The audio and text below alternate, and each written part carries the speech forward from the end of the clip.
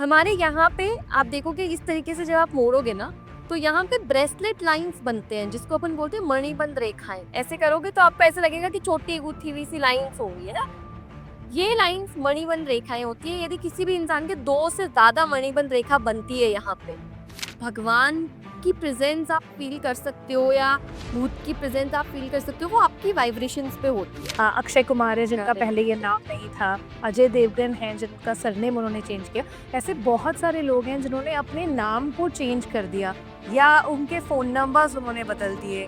जो लोग डॉग्स भी पालते हैं, मैंने जिनको डॉग्स लाना सजेस्ट किया, कब किसी कोई कुंडलियां होते हैं, इसमें बहुत जरूरी होता है कि आप डॉग पालो एंड ऑल, तो उन्होंने भी अपनी लाइफ में पॉजिटिविटी देखी। उन पे जो नजर लग रही थी वो बहुत कम हो गई। मैं आपको बोलूं कि आपका ना अगले महीने में ये प्रॉब्लम होगी और वो प्रॉब्लम या वो कोई अच्छी चीज हो जाए, तो आपके लिए मैं सब कुछ हूँ, आप मुझे मान के ही चलोगे। जस्ट उसको अपने मोबाइल कवर के पीछे रखने से ही लोगों को अपनी लाइफ में इतने अच्छे अच्छे चेंजेस दिखने लग जाते हैं, बिकॉज उससे कोई पॉजिटिव चीज है ही नहीं। क्या भारत की कुंडली में भी आपको लगता है कि बेटरमेंट की तरफ हम बढ़ेंगे? क्योंकि अभी जो हम देख रहे हैं वो काफ़ी अशांत माहौल दिख रहा है। तो एक बार फिर से दी अय्यर शो में आपका बहुत-बहुत स्वागत है। आज जो हमारे एक्सपर्ट हैं उनकी मुझे बहुत ज़्यादा प्रतीक्षा थी क्योंकि जितने अच्छे से इन्होंने वो बी इट एस्ट्रोलॉजी हो, न्यूमरोलॉजी हो, वास्तु हो, इतने अच्छे से वो समझाते हैं ये चीज़ों को कि वाक़ई में एक पॉजिटिव वाइब उनसे बहुत फ़ील होती है। और कुछ जो पास्ट इनकी रील्स रही हैं उन्होंने बहुत धमाल मचाया है इन टर्म्स ऑफ लोगों को इंस्पायर करने के लिए एक एक बेटर लाइफ लोगों को डेफिनेटली उनकी वजह से मिली है। इनफैक्ट मैं कहूँगी कि सोच बहुत अच्छी वो खुद भी रखती हैं, इस वजह से वो जो एक ब्राइटनेस है वो हर जगह, एक जो प्रकाश है वो उनका हर जगह हम देखते हैं। तो इक्शा दादीच मैम की मैं बात कर रही हूँ जो आज इतनी अच्छी-अच्छी टिप्स आपको बताएँगी, ऐसे-ऐसे सीक्रेट्स बताएँगी, या मैं कहूँगी कि हम वो मिथ्स पे बात करेंगे जो कहीं न कहीं हमारे ज़हन में होते हैं कि भई ऐसा करना चाहिए हमें कि नहीं करना चाहिए, बहुत कन्फ्यूज़न होता है मैम।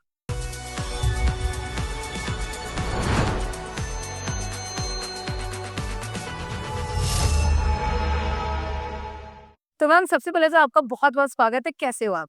मैं बहुत अच्छी हूँ। सबसे पहले तो नमस्कार आपको भी एंड आपकी पूरी जनता को भी।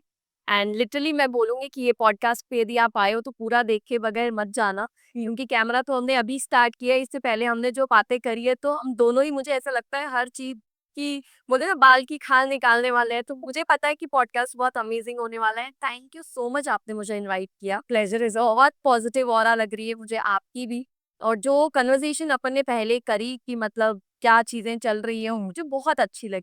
सो आई रियली वांट कि हम वो सारी चीज़ें और जितनी हम लोगों की हेल्प कर सकें इस पॉडकास्ट के माध्यम से लोगों की करें। Thank you ma'am.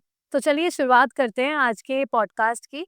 और सबसे पहले तो मैम मैं ये जानना चाहूँगी कि हम ना जब भी एस्ट्रोलॉजी की बात करते हैं, तो हर साल का एक प्रेडिक्शन होता है, जैसे हर इंसान की कुंडली का विश्लेषण होता है, वैसे क्या भारत की कुंडली में भी आपको लगता है कि बेटरमेंट की तरफ हम बढ़ेंगे? क्योंकि अभी जो हम देख रहे हैं, वो काफ़ी अशांत माहौल दिख रहा है। समझ रही हूँ मैं, अभी बहुत अशांत माहौल है। इवन जब आप मेरे चैनल पे भी जाके देखोगे, तो मैंने दिसंबर में रील्स डाली थी कि 2025 जो है, वो एक इंसान के लिए अच्छा और बुरा दोनों रह सकता है, but in terms of universal thing, कि जैसे एक्सीडेंट्स हो गए, अचानक कोई फायर एलिमेंट से रिलेटेड चीजें हो गई या कोई भी ऐसी चीजें हो गई जो अचानक हुई, अनएक्सपेक्टेड हुई, तो वो सारी चीजें इस साल में होंगी ही होंगी। और मैं अभी भी आपको बोलना चाहती हूँ कि ये जितना भी, मानो मई से लेके दिसंबर तक का जितना भी टाइम बचा है, हुँ। जितना हो सके पॉजिटिविटी करो, पॉजिटिव रहो और रिस्क एलिमेंट से बचो। जैसे कोई भी इंसान है जिसको बंजी जंपिंग पसंद है, स्विमिंग पसंद है, स्कूबा डाइविंग पसंद है, मैं बोलूंगी कि इस साल के लिए कोशिश यही करो कि वो सारी चीजें और जो भी रिस्क से रिलेटेड एक्टिविटीज है उनसे दूर रहो। इवन इंडिया का ही नहीं, आप देखो कि इंडिया में तो ये पहलगाम अटैक हुआ, उससे पहले भी इतनी सारी चीजें हुई। इवन हम लोग जब न्यूज़पेपर पढ़ते हैं तो आए दिन किसी के घर पे सिलेंडर फटा। अभी जयपुर में भी पीछे जनवरी फरवरी के टाइम पे पूरी गाड़ी की गाड़ी फट गई, बिल्कुल because of that gas and petrol pump पे आग लग गई थी एंड ऑल। जबकि ऐसा आपने कभी नहीं सुना होगा पिछले सालों के अंदर। सो ये जो ईयर है ना, आप जब 2025 का टोटल करोगे तो ये नंबर 9 पे जाता है। हुँ। किसी कोई भी जब इंसान भी आएगा ना, मतलब 9 नंबर वाला इंसान आता है, लाइक यदि किसी का बर्थ जो है वो 9, 18 या 27 को हुआ है, तो हम उनको बोलते हैं कि फायर एलिमेंट से हमेशा बच के रहो, आग वाली चीजों से बचो, डाइजेशन से रिलेटेड, फायर से रिलेटेड जो भी हेल्थ इश्यूज होते हैं हम उनको बोलते हैं बचो। अब ये क्या है ना, साल अब 2025 सबके लिए, सब देशों के लिए 2025 है। अभी देखो इंडिया में भी ये सारी चीजें हुई है, तो हर कंट्री पे इसका फर्क पड़ रहा है, असर पड़ रहा है। जैसे कि पाकिस्तान में भी अभी प्रॉब्लम्स होंगी ऑब्वियसली, इंडिया में तो है ही है, सारी चीजें सब परेशान है। एज वेल एज मैं बोलूंगी कि हर कंट्री में ये चीजें चल रही है कि किसको सपोर्ट करना है, किसको सपोर्ट नहीं करना है। इवन आप देखोगे अभी पीछे थाईलैंड में भी आपने सुना होगा कि वहां पे भूकंप आया था, बस गिर गई थी सारी एंड ऑल। तो हर जगह तहलका मच रहा है। और जितने भी लोग मेरे पास आए थे ना ईयर के स्टार्टिंग में भी एंड ऑल, जितने भी लोगों ने मुझसे कंसल्टेशन ली दिया, जितना मैं अपने रील्स या लाइव के थ्रू या पॉडकास्ट के थ्रू बता सकती थी, मैंने सबको बोला था जितना हो सके इस साल रिस्क मत लो। इवन यदि आप कोई स्पिरिचुअल जर्नी पे भी जा रहे हो ना, जैसे केदारनाथ हो गया या कोई भी मंदिर जा रहे हो, मैं बोलती हूँ आपकी श्रद्धा है आप जाओ, लेकिन इस साल छोड़ के कोशिश ये करो अगला साल, क्योंकि जो 2026 है वो हमारे इंडिया के लिए एक सोने का साल निकलने वाला है। मुझे मुझे जहां तक लगता है, मैंने जितना एनालाइज किया कि अभी जो है हमारे Indian government because of this attack and all, वो सारी चीजें काफी चीजें प्रोटेक्ट करने के लिए इंडिया को नई नई चीजें करेंगे। बहुत सारी चीजें ऐसी होगी जो हमारे इंडिया को प्रोटेक्ट भी करेंगी एंड एज वेल एज हमारी इंडिया के ग्रोथ के लिए अच्छी होगी। तो जो भी लोग रिसेशन से डर रहे हैं या जिनकी जॉब गई है या जिनकी फैमिलीज के साथ बुरा हुआ है, like I literally felt very bad जब लोगों की फैमिलीज एंड ऑल के बारे में सुना, तो बहुत बुरा लगा। बट जिनके भी साथ बुरा हुआ है, एक बोलते हैं ना समटाइम्स हम गो विद द फ्लो चलते हैं, ना तो कुछ एक्स्ट्रा कर रहे हैं ना कुछ कम कर रहे हैं। तो ये साल कोशिश यही करो, जितना हो सके अपने रेगुलर लाइफ को बिताओ, कुछ रिस्क एलिमेंट मत करो, क्योंकि ये साल पे कुछ भी हो सकता है जो आपने एक्सपेक्ट नहीं किया, जैसे कि सडन डेथ, सडन एक्सीडेंट, कोई फायर से रिलेटेड कोई इंसिडेंट होना एंड ऑल, बहुत ज्यादा पॉसिबिलिटी है। समझ रहे हो? हाँ। सो मतलब मैं यही बोलूंगी कि ये साल थोड़ा रिस्की है, अभी भी 6-7 महीने और बच रहे हैं, तो अभी भी इन लोगों को कंसर्न रहना चाहिए। ट्रैवल जो है वो थोड़ा कम कर दो अभी के लिए, जरूरी जितना है उतना ही करो, है ना? तो मैम जब 2025 स्टार्ट हुआ था, तो बहुत सारे एस्ट्रोलॉजर्स इन्होंने एक आकलन दिया था कि भाई क्योंकि 2025 है और मंगल का साल रहेगा, तो युद्ध हो सकते हैं, एक्सीडेंट्स हो सकते हैं। उस समय ना इतना ज़्यादा मैं भी नहीं मान रही थी कि नहीं यार, हर साल आता है कोई ना कोई प्रिडिक्शन, कुछ ना कुछ कोई ना तो साल होता ही है। बट अब जो चीज़ें मैं देख रही हूँ उससे मुझे लगता है कि नहीं, ये जो ग्रह होते हैं, ये सिर्फ एक इंसान को नहीं क्योंकि पूरे देश, पूरे यूनिवर्स पे ही ये इफ़ेक्ट डालता है। आई कैन अंडरस्टैंड, मैं आपको बताऊंगी। जैसे अभी लोग बोलता है, अभी आप देखोगे कि आप जो पॉडकास्ट भी अपने पढ़ते हो, स्पेशली जो एस्ट्रोलॉजी से रिलेटेड होते हैं, तो उसमें आपको 100 आउट ऑफ 70% कमेंट्स ऐसे मिलेंगे जो नेगेटिव होंगे, जो बोलेंगे कि नहीं ये लोग कुछ भी बोलते हैं, इनको नॉलेज, मतलब बहुत से लोग बोलते हैं। मैं उनको कुछ गलत नहीं बोल रही हूँ, वो उनकी सोच है। हर इंसान किसी चीज को नेगेटिव या पॉजिटिव दे सकता है, वो उनकी सोच है। लेकिन आप खुद एक चीज को एनालाइज करके देखो कि ये सारी प्रॉब्लम्स पिछले साल भी आ सकती थी, 2022 में भी आ सकती थी, लेकिन ये सारी जो मेजर प्रॉब्लम्स है वो अभी क्यों हुई, इस साल क्यों हुई? चलो एक प्रॉब्लम हो जाती है हमें समझ आता, छोड़ो, दो हो जाती है हमें समझ आता, छोड़ो, लेकिन हर दिन हर महीने कुछ ना कुछ ऐसी चीज हो रही है, कोई ऐसी चीज आके जा रही है कि जिससे आपको लगता है कि यार आप सेफ नहीं हो, शायद कुछ ऐसा हो जाएगा कि आपको भी कुछ प्रॉब्लम हो जाए। यही सेम 2020 पे जाओ। अभी 2020, तब तो ऑनलाइन इतना जमाना नहीं था, और मैं एक ऑफिस में बैठी थी, जो एस्ट्रोलॉजी कंपनी के ही सीईओ थे। मैं उनके साथ बैठी थी और मैं उनको बोल रही थी कि सर ये ना 2020 इतना अच्छा नहीं रहेगा।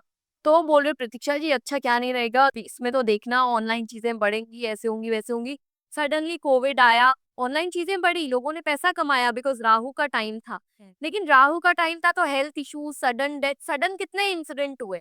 आपको लगता है कि एक कोविड एक वायरस आया और वो चला गया, लेकिन जो अपने साथ वो लोग लेके गया है, उनकी फैमिलीज से आप बात करो, लाइक मान लो मेरे भी एक दूर के रिलेटिव में किसी की डेथ हुई थी, आज भी वो उस सदमे से बाहर नहीं आए हैं, उनको लगता है कि मतलब यार शायद वो ईयर या वो साल आया ही।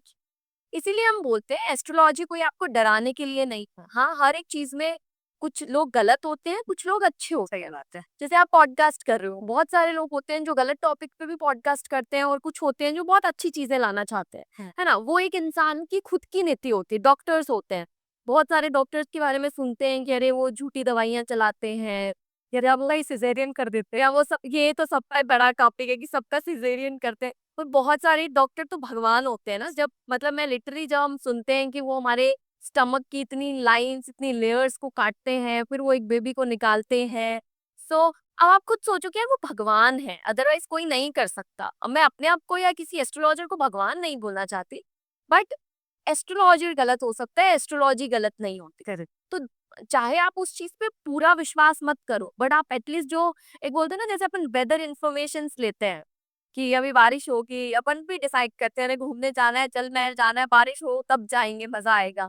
तो वैसी सारी एटलीस्ट उतना तो एस्ट्रोलॉजी को मान के ही चलना चाहिए आप बिल्कुल। सबको। अब जैसे मैम एस्ट्रोलॉजी जब भी हम बोलते हैं हमें हमेशा प्रेडिक्शंस याद आते हैं या हमको उसी से हम रिलेट करते हैं कि भाई जो एक आपको प्रॉपर आंकलन है चीज़ों का, वो आपको मिल जाता है, जिसके लिए फर्स्ट आपका मैथमेटिक्स बहुत स्ट्रांग होना चाहिए। करेक्ट। और मैं ये भी सोचती हूँ मैम कि जब हर चीज़ उसमें इतनी एक्यूरेटली हम देख सकते हैं, तो अगर किसी के मृत्यु योग बन रहे होते हैं या कभी एक्सीडेंट की चीज़ें होने वाली होती हैं, वो भी उसमें देख लिया जाता है? 110% पता लग जाता है। मैं आपको एक छोटा सा क्लाइंट इंसिडेंट बताती हूँ, देन फिर मैं आपको बताती हूँ कि हम किस तरीके से देखते हैं। मेरे एक क्लाइंट हैं जो काफ़ी अच्छी सेलिब्रिटी हैं, शी इज़ फीमेल। सो वो अभी बिकॉज़ वो सेलिब्रिटी है, like kind of a influencer, तो वो ट्रैवल करते रहते हैं बहुत ज़्यादा। तो मैंने उनको बोला कि मतलब यार आपके ना ऐसी मतलब मेरे को थोड़ा एक्सीडेंट वगैरह के योग दिखे। तो मैंने उनको बोला कि ब्रो आपके एक्सीडेंट के योग बनते हैं। और क्या होता है कि पहली बार में, या मान लो जो लोग पॉडकास्ट भी देख रहे हैं, उनको एक बार में ये चीज विश्वास नहीं होगी, हुँ। क्योंकि उनको लगेगा कि बैठ के तो कोई भी बोल सकता है। लेकिन जब किसी इंसान की प्रिडिक्शन सही होती है, मान लो मैं आपको बोलूं कि आपका ना अगले महीने में ये प्रॉब्लम होगी, और वो प्रॉब्लम या वो कोई अच्छी चीज हो जाए, हुँ, तो आपके लिए मैं सब कुछ हूँ, आप मुझे मान के ही चलोगे। हुँ, तो मैंने उनको बोला, मैं क्योंकि फिर एक वो ऐसा टर्म्स बन जाता है कि उनको पता है कि इस इंसान के पास प्रॉब्लम है, इस इंसान के पास सोल्यूशन है। हुँ, इसके पास मैं आई हूँ तो ये मेरी प्रॉब्लम बता के मुझे सोल्यूशन देगी, तो वो डरेगी नहीं। तो मैंने उनको बोला कि यार आपको ना ट्रैवल नहीं करना चाहिए, हुँ, बट उसने मेरे को बोला कि यार प्रतीक्षा जी, मेरा एक्चुअली ये मेरा बहुत बड़ा कॉन्ट्रैक्ट है, और यदि मैं नहीं ट्रैवल करूंगी तो फाइनेंशियली मुझे हार्म होगी चीजें। लाइक मेरे को फाइनेंसेस के लिए बहुत ज्यादा भुगतना पड़ेगा, और कोई भी हमें प्रोजेक्ट मिलता है तो हर चीजें लीगल होती है, तो हम उसको सेम टाइम पे, जब तक बहुत बड़ा रीजन नहीं हो, कैंसिल नहीं कर सकते हुँ, हैं। सो मैंने उनको बोला कि कोई बात नहीं, आप एक काम करो, आप आज की जगह कल ट्रेवल करना, आज आप मत करो। उनका नेक्स्ट डे शो था, मतलब मान लो आज मेरे पास आए थे तो कल और परसों उनका शो था। हुँ, तो मैंने बोला आप कल जाना, चाहे आप थोड़े बहुत टायर्ड ही क्यों ना रहो, बट आप कल ही जाना, आज तो मत जाना। आज आप एक काम करो, आसपास में कोई भी हॉस्पिटल है उसमें जाओ। तो वो बोली कि प्रतीक्षा जी आप मतलब ऐसे कैसे जाऊँ? मैंने बोला आप बस जाओ वहाँ पे, नॉर्मल कुछ नहीं हो सके तो अपना सीबीसी करवा लो, वो तो कोई करवा ही सकता है। हुँ, हुँ, अपना कंप्लीट ब्लड काउंटिंग करवाओ, हुँ, वो भी नहीं पॉसिबल हो रहा है तो हॉस्पिटल में बैठो, 5-7 मिनट बैठ के वहाँ पे आराम से एटलीस्ट अपनी बॉटल लेके जाओ, थोड़ा पानी पी लो। यदि लगता है कि वहाँ पे कोई ज़रूरतमंद है और वहाँ पे आप कुछ पैसा दे सकते हो, हुँ, या हर हॉस्पिटल में एक हमेशा रखा होता है, मंदिर-वंदिर होता है जहाँ पे आप पैसे चढ़ा सकते हो, वहाँ पे आप कोई पैसे चढ़ा सकते हो। या फिर मान लो आपको ऐसा लगता है कि कोई हेल्प करने वाला इंसान है कि इसको हेल्प करेंगे और ये पैसे ले लेगा, तो उसको हेल्प करके आ दो। क्योंकि देखो हर इंसान की कुंडली में एक योग होता है, ठीक है? आपकी कुंडली में एक्सीडेंट का योग था, मतलब आपकी कुंडली में हेल्थ पे पैसे लगने के योग थे। बट यदि आप पहले ही वो पैसे लगा दो, तो वो योग तो टल जाएँगे। तो ऑब्वियसली उनका वो ट्रैवल थोड़ा टफ रहा। उन्होंने मेरे को खुद बोला कि मुझे सडनली कोल्ड एंड कॉफ हो गया। उन्होंने ट्रैवल भी किया तो उनको मोशन सिकनेस कभी नहीं होती, बट उस टाइम हो गई। उनकी वो ट्रैवलिंग एक हैपनिंग नहीं रही क्योंकि वो दशा अच्छी नहीं थी। बट जो मेजर इंसिडेंट होने वाला था या जो मेजर प्रॉब्लम होने वाली थी, जबकि मुझे पता था कि उनको कुछ ब्लड लॉस हो सकता है, बट उन्होंने मेरे कहने पे वो सीबीसी करवा ली, तो मतलब वो थोड़ा-सा ब्लड निकल गया। जैसे आपने देखा होगा, हर इंसान बोलते हैं कि मांगलिक है तो पेड़ से शादी करवा दो या कुंभ विवाह करवा दो। होती भी तो है मैम। हाँ, होती है। मैं खुद मांगलिक हूँ, मतलब मैं इस चीज़ पे बिलीव कम करती हूँ, बट पिछले ज़माने में बोलते थे। मतलब आपका यदि ऐसा है कि फर्स्ट हस्बैंड को हेल्थ इश्यूज़ आएँगे, या पहले हस्बैंड की मृत्यु हो सकती है, तो क्या करते थे, कुंभ से एक मटके से शादी करा देते थे कि भई इससे करा दी। हाँ, तो वो एक एस्ट्रोलॉजिकल प्लानिंग ही तो थी, वरना मटके से कोई शादी थोड़ी होती है। पेड़ से हो जा पेड़ से करा देते थे, कोई लोग बकरी से डराते थे, गधे। हाँ, तो मैंने वो रील भी देखी कि एक मांगलिक औरत का प्री वेडिंग शूट, और वो एक मटका हाथ में लेके घूम रही थी कि मेरा पति यही है। तो वो एक एस्ट्रोलॉजिकल प्लानिंग थी ना, पुराने ज़माने के एस्ट्रोलॉजर्स ने उन्हें अकॉर्डिंगली एक एस्ट्रोलॉजिकल प्लानिंग कर दी। इसीलिए जो भी हम लोग के परमानेंट क्लाइंट्स होते हैं ना, हम उनकी एस्ट्रोलॉजिकल प्लानिंग करते हैं। जो लोग ऐसे आते हैं कि भाई हमें 3 मंथ्स की प्लानिंग कर दो, तो हमें ऐसा दिखता है ना कि इनकी हेल्थ पे पैसे लगने के योग है, तो हम उनको वो पैसा किसी की दूसरे की हेल्थ पे वो डोनेट करवा देते हैं, जिससे उनको मतलब वो आने वाला जो हेल्थ इशू है वो सारा खत्म हो जाता है और वो क्योर हो जाता है। इसे बोलते हैं हम like scientific language, astrological language में बोलते हैं कि एस्ट्रोलॉजिकल प्लानिंग कर ली। ओके। जैसे अपन कर लेते हैं कि सेविंग कर लो, आगे कभी टफ टाइम आया तो काम आएगा, तो ये एक सेविंग हो गई है। जहाँ पे आपका पैसा लगना था वो लग गया, तो वो जो आने वाली बला थी वो वो टल गई। करेक्ट। Okay, okay. मैम क्योंकि हम यहाँ पे एस्ट्रोलॉजी की बात ही कर रहे हैं और इतनी अच्छी आप रेमेडीज़ बता रहे हो, तो मैम ऐसा भी होता है कि किसी के अगर कमज़ोर गण है या वो बहुत इमोशनल है या एक अननोन फ़ियर होता है, कुछ लोग होते हैं जो बहुत इनसिक्योर होते हैं चीज़ों को लेके, कुछ चीज़ नहीं भी हो रही होती तो वो अपने दिल में, अपने मन में ही इतना ज़्यादा डर बिठा लेते हैं, वो हो सकता है कोई ट्रॉमा की वज़ह से हो या उनको कुछ होता है जो बॉदर कर रहा होता है, डर रहता है। डर रहता है। तो मैम उसके लिए भी रेमेडी होती है क्या? यार रेमेडीज हर चीज के लिए बनी है। टू बी ऑनेस्ट मैं हमेशा ये बोलती हूँ कि जैसे सर दर्द की गोली है ना, कि पैरासिटामोल ले लो या मतलब कोई भी ऐसी दवाई सैराडोन ले लो, आपका सर दर्द सही हो जाएगा। वैसे ही एस्ट्रोलॉजिकल हर चीज की रेमेडी है।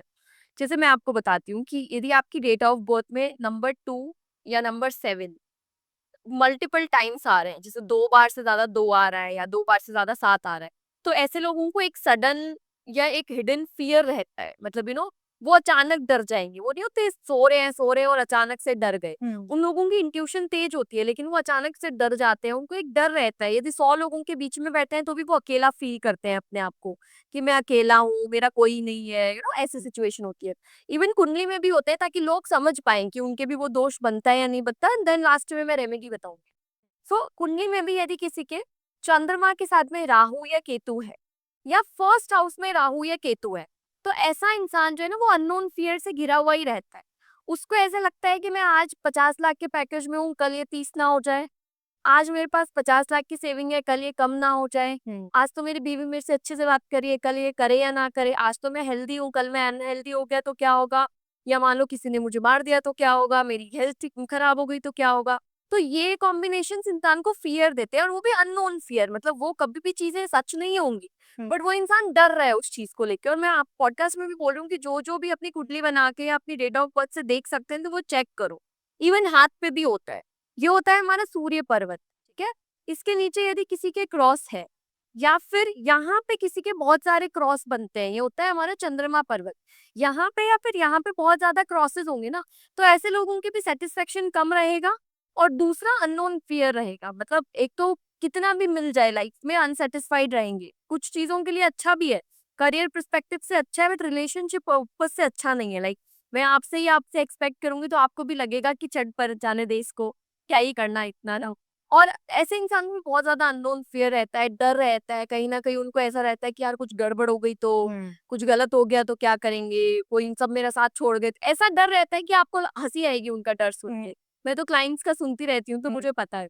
तो ऐसे लोगों को मैं 3 रेमेडीज जो सबसे पहले देती हूँ ना, जिनको भी अननोन फियर है, डर है। इवन ये रेमेडी आप बच्चों से भी करवा सकते हो, कि बच्चे भी हैं और उनको भी डर लग रहा है। क्योंकि कई बार होता है ना, बच्चे सोए सोए उठ जाते हैं, रोने लगते हैं। हाँ, रोने लगते हैं इस सिचुएशन में, तो वो भी कर सकते हैं। पहला कुछ नहीं करना। यदि बच्चा है तो उसके पिल्लो के नीचे मोर पंख रखो, या फिर आप यदि एक अच्छे आपके पास फोन है, आपने फोन खरीद लिया है, तो आप अपने मोबाइल कवर के पीछे मोर पंख रखो।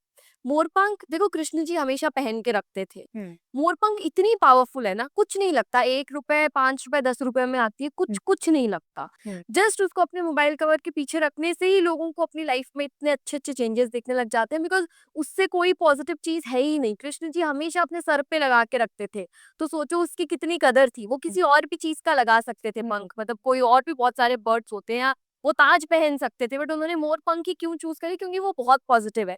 उसके जब आप कलर्स भी देखते हो तो कितने वाइब्रेंट है। तो पढ़ने वाले बच्चे अपने रूम में मोर पंख रखें, जिनको डर लगता है वो पिलो के नीचे रखें। इवन मैं अब जैसे अम्मी अपन ने डिस्कस किया था कि जब बेबी भी होता है, तो हम लोग मारवाड़ीज में भी क्या होता है कि जब बच्चा होता है ना, तो मोर पंख का बंच पूरा बांध के और उस रूम में रख देते हैं, कि बच्चे के पास कोई भी नेगेटिविटी, कोई भी मतलब ऐसे छोटे बच्चों का डर रहता है कि उन पे कोई मान लो कोई नेगेटिविटी अटैक ना कर जाए, कोई नजर ना लग जाए, या कोई मतलब कोई भी ऐसी चीज उनको डिस्टर्ब ना करे, उनको अच्छी स्लीप आए, तो उसके लिए मोर पंख रख देते हैं। तो हम समझ सकते हैं कि कितनी पावरफुल है। तो जिसको डर भी लगता है ना, तो अपने पास मोर पंख रखना स्टार्ट करो, वो आपके कॉन्फिडेंस को बूस्ट करेगा।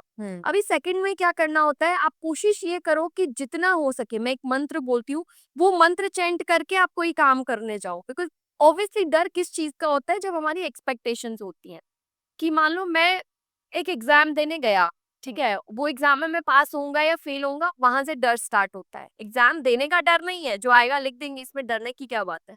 उसमें मैं पास होऊंगा कि फेल होऊंगा, उसका डर होता है।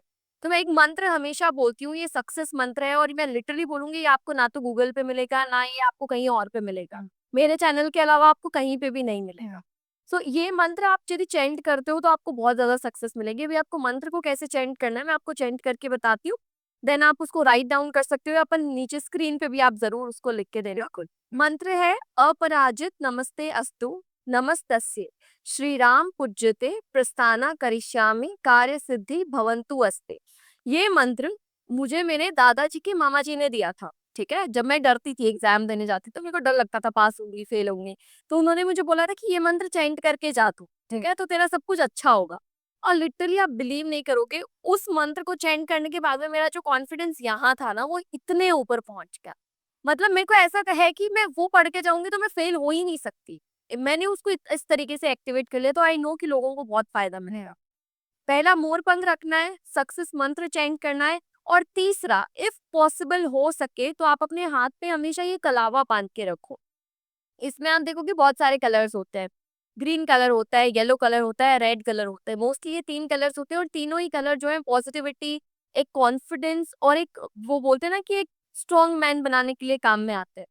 इसको एक्टिवेट करके पहनो। आपको करना क्या होता है, ओवरनाइट भगवान जी के पास रखो, मॉर्निंग में अक्षत लो, मतलब चावल ले लो, और मोली ले लो, ये जो कलावा जिसको अपन बोलते हैं, और दोनों हाथों से इस तरीके से बंद करो। अपना नाम बोलो, अपनी गोत्र बोलो, गोत्र किसी को नहीं पता तो अपना फुल नेम और विद अपने फादर का नेम और मदर का नेम बोल लो, और फिर उसको वेयर कर लो।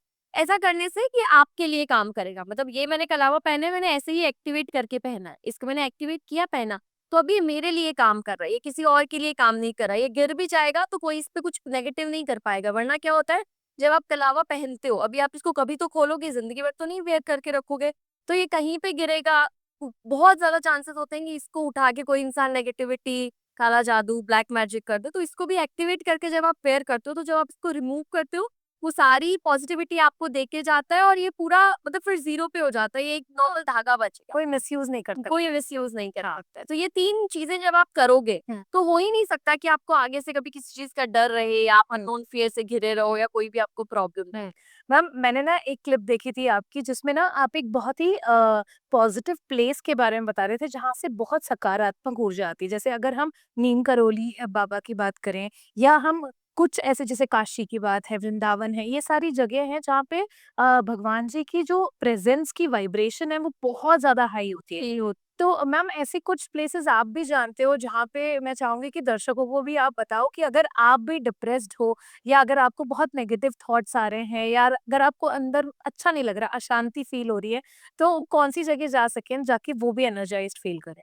देखो, बाकी तो बहुत सारी जगह है और सब लोग जानते भी हैं, और मैं यानी इस पर्टिकुलर जगह का नाम बोल रही हूँ, तो इसका मतलब ये नहीं है कि मैं बाकी जगहों का कोई वो बोल रही हूँ कि वहां पे अच्छी पॉजिटिविटी नहीं है। बट आई बिलीव कि मंदिर जहाँ पे मैं आराम से जाके बैठ सकूं, हाथ जोड़ के भगवान को देख सकूं, वो वाली जगह मेरे को ज्यादा अच्छी लगती है। तो मैं हमेशा विजिट करती हूँ। डिडवाना जिले में लाडनू तहसील पड़ती है, और वहां पे कोयल करके एक बहुत छोटा सा गांव है। जब आप जाओगे ना, तो आपने उससे ज्यादा गांव नहीं देखा होगा। मतलब अभी भी वो झोपड़ियों के घर, वहां पे वो बच्चे नंगे घूम रहे फिर रहे होते हैं ना, वैसे वाला गांव है प्रॉपर। वहां पे एक बाल हनुमान श्री सत्यनारायण भगवान का मंदिर है, ठीक है। वहां का मैं आपको जादू बताती हूँ। सत्यनारायण भगवान के मंदिर को जब आप देखते हो, तो मंदिर का जो बाउंड्री होती है, जो गेट होती है, वहां की इधर और उधर दो कांच लगे हुए हैं। जब आप भगवान को देख रहे हो, अभी क्या होता है, पीछे बाल हनुमान है, आगे सत्यनारायण भगवान है, लेकिन जब आप हाथ जोड़ोगे, आपको उस कांच में वो बाल हनुमान भी दिखाई देते हैं। मतलब आपको एक टाइम पे जो पीछे भगवान है उनका भी विजन दिख रहा है, और आगे वाले का भी दिख रहा है। आप कोई भी प्रॉब्लम में हो, चाहे वो मेंटली प्रॉब्लम हो, फाइनेंशियली हो, फिजिकली हो, या चाहे अननोन फियर हो, या कोई कोई भी तरह की आपको रिलेशनशिप प्रॉब्लम। कोई भी प्रॉब्लम हो, आप उस मंदिर में जाओ। जो विजन मैं आपको बता रही हूँ, क्योंकि मैं हमेशा वैसे ही देखती हूँ, वहां पे उसको देखो। एंड वहां पे बैठ के जो हनुमान जी का मूर्ति रखी हुई है, वहां से वो नॉर्मल चंदन एंड ऑल लगाओ, आराम से वहां पे बैठ के हनुमान चालीसा पढ़ो। कितनी भी पढ़ सकते हो वहां पे पंडित जी आपको, क्योंकि वहां पे बहुत ज्यादा भीड़ नहीं रहती। मतलब अभी तो मैंने पिछले पॉडकास्ट में भी बोला था, तो वहां पे थोड़ी भीड़ है, होती है, पर इतनी भीड़ नहीं होगी कि आप हनुमान चालीसा नहीं पढ़ सकते हो। आप मंदिर में मूर्ति को देखते हुए आराम से पढ़ सकते हो। आप बिलीव नहीं करोगे, मतलब मेरे 100 लोग मैंने भेजे थे ना उस मंदिर में, तो 100 में से 99 लोग ऐसे बोल रहे हैं कि हम कल गए और हमें 4th 5th डे पे रिजल्ट मिल गया। वो एक हिडन जेम है जिसके बारे में लोग नहीं जानते, और मैं इस चीज पे बिलीव करती हूँ आने वाले 5-7 साल में। बिकॉज हर मंदिर फेमस होता है। जैसे पहले नीम करोली बाबा के बारे में नहीं सुना था, लेकिन जब सुनने लगे तो हमें पता लगा कि अरे उनकी कितनी महिमा है। वैसे ही मुझे पता है कि यदि अभी कोई जाके आ जाएगा तो आ जाएगा, वरना 5-10 सालों में वहां पे इतनी भीड़ रहेगी कि हमें प्लान करना पड़ेगा, हमें वो लाइंस में लगना। जबकि अभी वहां पे जो वाइब्रेशन है, आपने देखा होगा, वहां पे जब आप दर्शन करोगे ना, मैं उधर का प्रॉपर वो एक चित्र आपको बना के दी। एक तो आपको हनुमान जी सत्यनारायण भगवान एक साथ दिख रहे हैं, ठीक है। दिन में जाओ, रात में जाओ, दोपहर में जाओ, कंटिन्यूअसली आपको वहां पे मोर बोलते हुए सुनाई देंगे। लिटरली वो जो मंदिर है उसके पीछे खाली जगह है, वहां पे आपको 5 से 10 मोर घूमते हुए फिरते हुए भी दिखाई देंगे। और आप उन पंडित जी को बोल देना, मैं हमेशा रिक्वेस्ट करती हूँ उन पंडित जी से कि मुझे एक मोर पंख दे दो, और वो देते भी हैं। मतलब सबको देते हैं, मैंने उनको सबको देते हुए देखा है, ऐसा नहीं कि कोई मैं स्पेशल हूँ तो मुझे दिया। वहां उन पंडित जी से वो मोर पंख लेके आ जाओ। लिटरली वो मोरपंख उतनी ऑस्पिशियस रहती है ना, आप जब लेके आओगे ना तो आपका मन, मतलब मैं हर बार जाती हूँ एक लेके आती हूँ, बट उसको बंच में ही ऐड करती रहती हूँ, कभी भी पीछे वाले को डिस्कार्ड नहीं करती हूँ।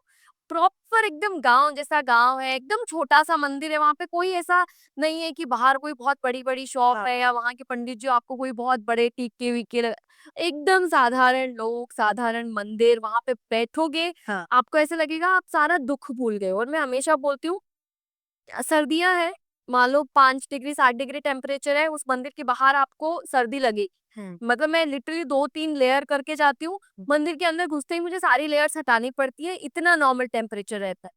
यदि गर्मी है, आप गर्मी मर रहे हो, आपको इतनी गर्मी लग रही है कि आपको लग रहा है अभी तो अंदर एसी नहीं हुई तो मैं कैसे रहूंगी, अंदर घुस जाओ, आपको पता ही नहीं चलेगा कि यहाँ पे गर्मी पड़ रही है। मतलब वहाँ पे इतना ऐसा टेम्परेचर है ना कि आप गर्मी भूल जाते हो, आप सर्दी भूल जाते हो, आपको पता ही नहीं होता कि यार क्या है। मतलब क्या बात। लिटरली आप भगवान से मिल लेते हो वहां पे जाओ। How nice ma'am. लिटरली मैं आपको भी बोल रही हूँ, आप जब भी नेक्स्ट टाइम आओगे मैं बिल्कुल। आपके साथ जाऊंगी और आपको उस मंदिर में विजिट जरूर करवा। बिल्कुल मैम, बिल्कुल, क्यों नहीं, मुझे भी क्योंकि मोरपंख चाहिए, बिल्कुल। पक्का पक्का। मैम, जैसे हम अभी बात करें कि कुछ मंदिरों की, कुछ स्थानों की महिमा ही अलग होती है, जिससे इतनी सकारात्मक ऊर्जा आती है। उसी तरीके से कुछ नंबर्स को इतना ज़्यादा बदनाम क्यों कर रखा है? जैसे कि 13 नंबर। 13 नंबर ने क्या बिगाड़ा है लोगों का? मैं वही बोलती हूँ कि अभी बोलते हैं ना कि यहाँ पे एक लहर चलती है। लहर चलने का मतलब ऐसे हो गया कि किसी एक इंसान ने बोला कि 13 नंबर बुरा है, उसके 5, 10, 15, 20 एग्जाम्पल दे दिए, तो सब लोग उस भेड़ चाल में चलने लग जाते हैं। लेकिन आप ये नहीं समझते हो कि उस नंबर को क्यों बेकार बोला गया, उसके पीछे क्या लॉजिक था, वो कोई समझता ही नहीं है। अभी नॉर्मल जो जनता भी है वो देखेगी तो वो क्या सोचेगी कि अरे 13 नंबर बुरा है, मैं 13 को पैदा हो गया, उसका मोटिवेशन जीरो हो जाएगा। और ये मैं कोई मोटिवेट करने के लिए नहीं बोल रही हूँ, बट मैं लिटरली बोलती हूँ कि मेरा 4, 13, 22 एंड 31 मेरे फेवरेट नंबर है। मतलब किसी को भी अपने लाइफ में लक चाहिए तो ऐसे लेडी से शादी कर लो जो इन डेट्स पे पैदा हुई है, या फिर खुद उस डेट पे पैदा हो जाओ। लेकिन 13 नंबर में क्या होता है कि 1 और 3 आता है, ठीक है। एक नंबर होता है सूर्य देव का, 3 नंबर होते हैं गुरुदेव के, ठीक है। देखो, आपने हमेशा सुना होगा कि मान लो हस्बैंड और वाइफ जो है वो दोनों एक बहुत स्ट्रॉन्ग पर्सनैलिटी है, तो उनकी शुरू शुरू में लड़ाइयाँ होंगी।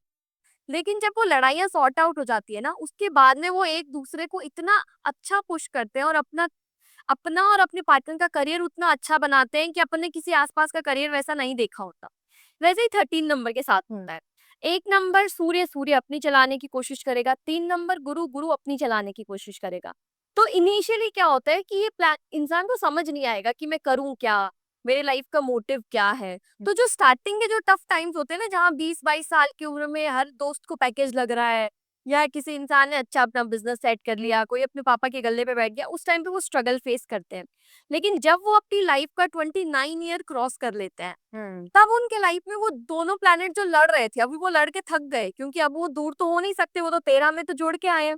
फिर वो एक दूसरे को सपोर्ट करना स्टार्ट करते हैं, क्योंकि दोनों ही स्ट्रांग है। मतलब यदि प्लैनेट्स का राजा जिनको बोला जाता है, वो नंबर 1 और नंबर 3 को बोला जाता है। तो दोनों राजा एक साथ होंगे तो वो शुरुआत में लड़ेंगे।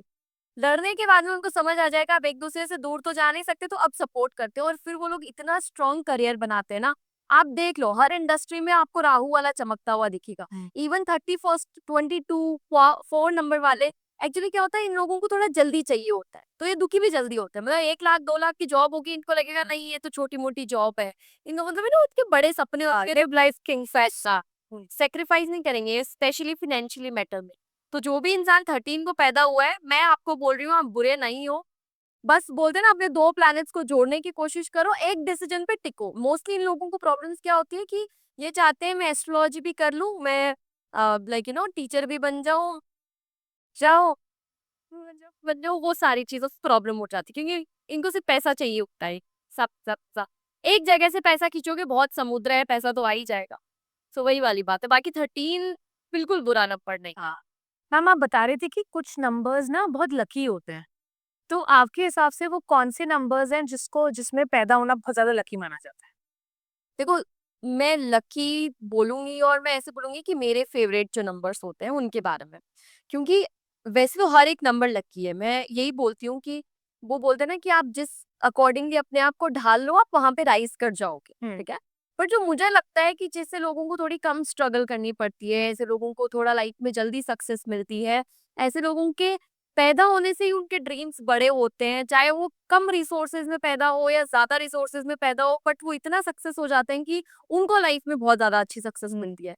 मेरे अकॉर्डिंगली मेरे को 15 नंबर बहुत अच्छा लगता है, 19 नंबर बहुत अच्छा लगता है, 24 एंड 31st, ये 4 नंबर ऐसे हैं, जो इंसान से आप मिलोगे ना, आपको ऐसा लगेगा कि ये इसके सपने इतने बड़े कैसे हैं? मतलब पहले तो बोलते हैं ना, हर चीज़ के बारे में सोचना ही बहुत बड़ी बात होती है, तो उनके लिटरली बहुत big dreamer kind of person होंगे। दूसरा, ऐसे लोग जो होंगे वो अपनी फील्ड के राजा होंगे, मतलब हर जगह पे वो कोई भी काम करें वो उसमें शाइन कर जाएँगे। तीसरा, ऐसे लोग हमेशा आप देखोगे कि सेंटर ऑफ अट्रैक्शन रहना चाहेंगे, कि मैं चलूँ तो 10 लोगों की नज़र मुझ पे रहे।